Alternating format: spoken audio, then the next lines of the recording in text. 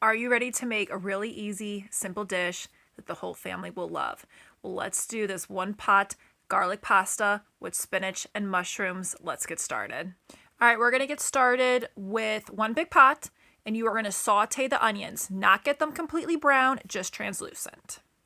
And you can find the whole recipe in the comments, but this is an example of translucent. All right, go ahead and remove the onions. You are going to put in the mushrooms, doing the same thing, cooking them enough to soften them, but yet not overly doing it. Next is going to be the spinach. You're going to remove the mushrooms, put the spinach in the exact same pan. Go ahead and cook them enough so that they start wilting. Remove the spinach. Let's heat some oil, and now let's cook the garlic. Once the garlic browns a little bit, this is where you're going to add your liquid ingredients. Go ahead and read the description for how to add them, which you're going to stir together. Now you're going to add in your dry spices, mixing them together. Your burner is still on a medium heat. You are now going to start to thicken the sauce. It smells so good.